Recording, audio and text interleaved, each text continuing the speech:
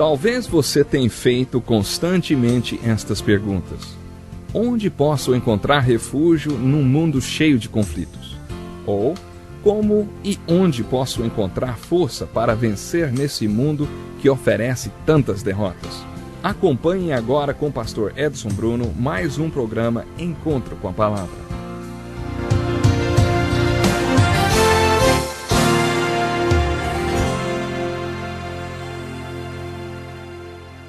Que alegria estarmos juntos para mais um programa Encontro com a Palavra.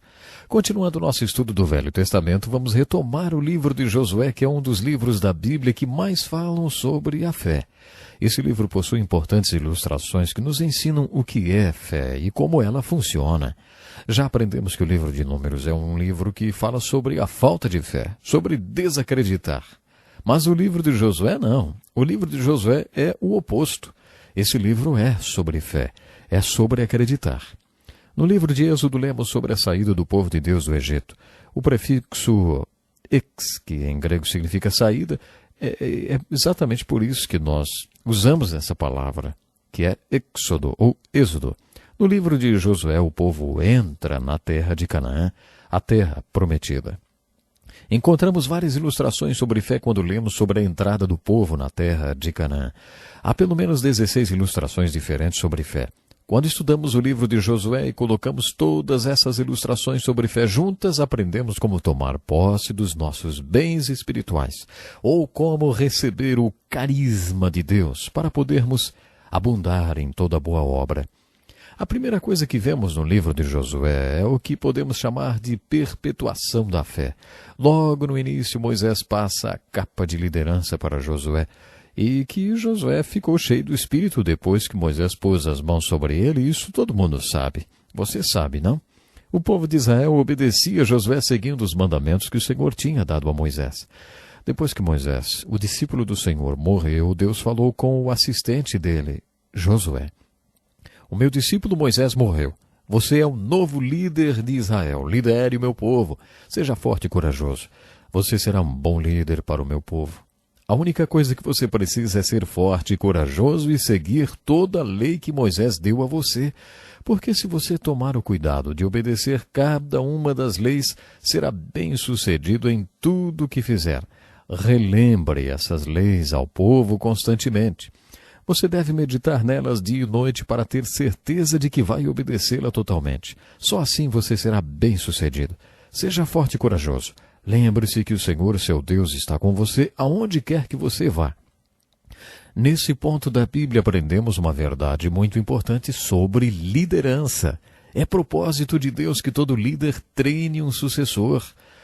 Todo Paulo deveria ter o seu Timóteo. Isso funcionou muito bem com Moisés e Josué. Nessa transição de liderança, observamos que houve um tempo em que Moisés liderava e Josué seguia. Depois Josué liderava e o povo seguia. Isso mostra que o método deu certo. Nos primeiros capítulos de Josué observamos o que podemos chamar de perplexidades da fé ou problemas perplexos da fé. Se eliminássemos todos os problemas, eliminaríamos também a necessidade de fé. Quando estudamos fé, não devemos ficar desanimados com os problemas que são relatados. No capítulo 2 de Josué, lemos sobre Raabe, considerado um problema por muitas pessoas. Suponhamos que você estivesse na Holanda durante a Segunda Guerra Mundial. Você é Corrie ten Boom, e Deus colocou no seu coração que você deve esconder judeus no sótão e no porão de sua casa. Deus deu a você a convicção de que o genocídio do povo judeu é absolutamente horroroso e uma abominação aos olhos de Deus. Suponhamos que Deus tivesse colocado no seu coração que você tenha que esconder judeus em sua casa. Um dia a Gestapo vem à sua casa, bate à porta, você a abre e eles perguntam: há judeus nessa casa? O que você diria? Quando estudamos filosofia em uma faculdade ou em um seminário, uma hora ou outra vamos nos deparar com a matéria ética.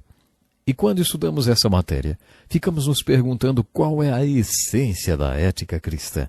A essência da ética cristã é sempre dizer a verdade e nunca falar uma mentira sequer? É uma pergunta essa. Eu vou repetir.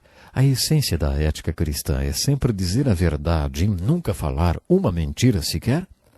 Será que, porque você é cristão, deva dizer, eu não posso mentir? Voltando à resposta da Corrie ten Boom aos soldados da Gestapo, ela diria, tenho sim, e leve todos eles para serem queimados. Aí então, enquanto eles levavam os judeus para serem mortos e queimados, você ficaria lá assistindo a cena e dizendo para si mesmo, eu continuo sendo a mesma pessoa correta e justa de antes. Fico muito triste com o que está acontecendo com esses judeus que estão sendo queimados por Hitler, mas sou muito justo e não posso mentir. É essa a essência da ética cristã? No capítulo 2 de Josué, Raabe, a prostituta, responde a nossa pergunta.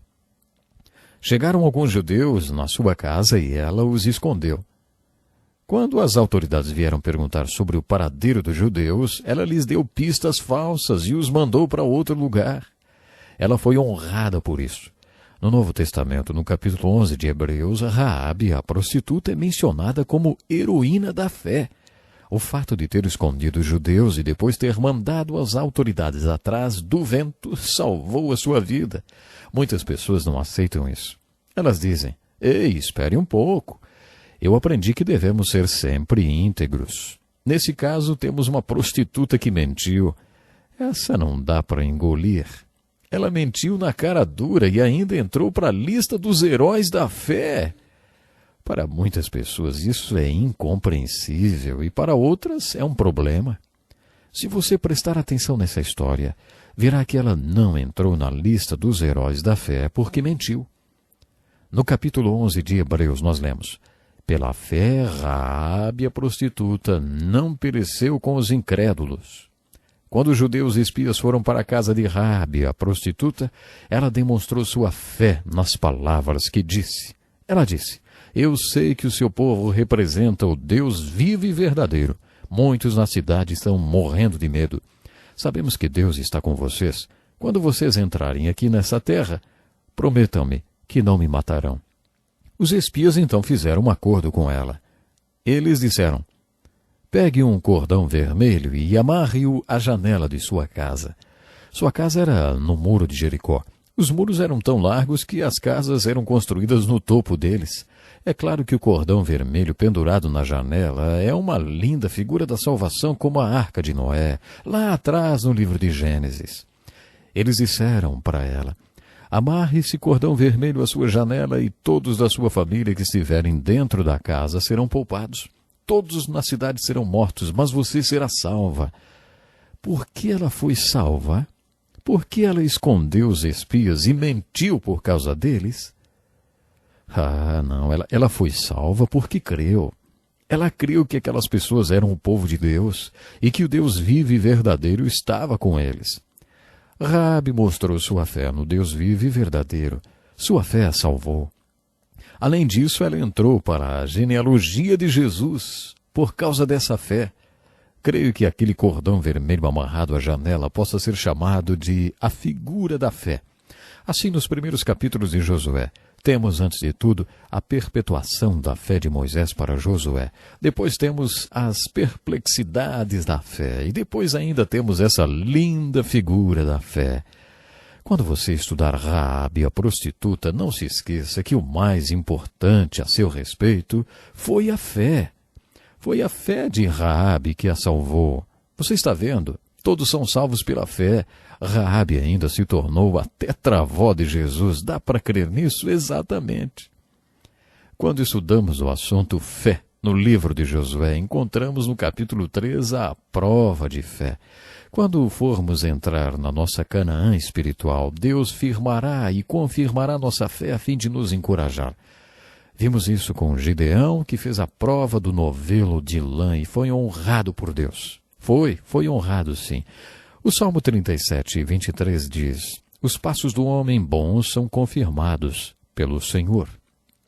Isso significa que quando tomamos um passo de fé, Deus nos abençoa, confirma esse passo e nos encoraja, para que saibamos que estamos andando no caminho pelo qual Ele nos dirige. Deus foi severo com o povo no livro de Números. Ele disse, eu provei para vocês 10 vezes, fiz 10 milagres, mas mesmo assim vocês não se apropriaram dessa fé.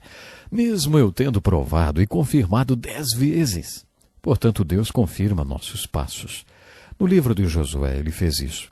Deus firmou Josué e mostrou para o povo que suas bênçãos estavam com Josué, assim como estiveram com Moisés. Depois disso, Deus operou milagres para o povo. O propósito desses milagres era mostrar ao povo que Deus estava com eles e que quando eles atravessassem o Jordão e entrassem em Canaã, Deus os abençoaria e estaria com eles. No capítulo 4, eles construíram o que chamamos de coluna de fé.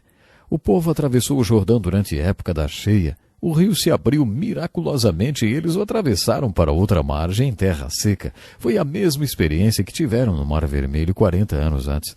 Enquanto o povo atravessava o rio Jordão, a pé enxuto, recebeu a ordem de construir uma coluna de pedras, um tipo de monumento que serviria como memorial desse grande milagre.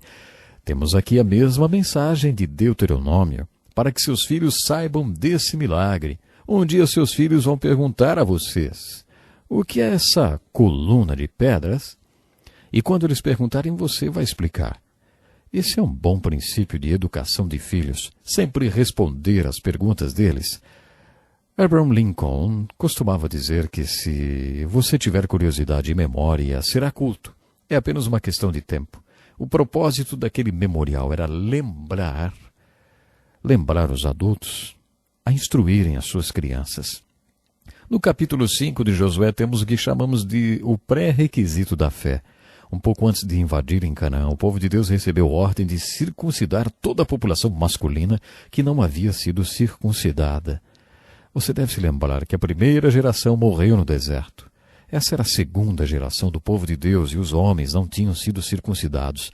Temos aqui uma linda ilustração e uma revelação sobre fé. Antes de você entrar na terra prometida das bênçãos de Deus, pergunte-se se há algum pecado em sua vida. Você precisa tirar isso. Ainda no capítulo 5 encontramos o que chamamos de a norma de fé. Josué passou uma ordem para que ninguém desembainhasse sua espada. Ainda hoje a região onde Josué estava muito escura à noite. Para nós que vivemos com as luzes das cidades é difícil imaginar, não, essa escuridão, mas na verdade era assim. Um exército acampado a leste do Jordão poderia facilmente ser emboscado pelo inimigo.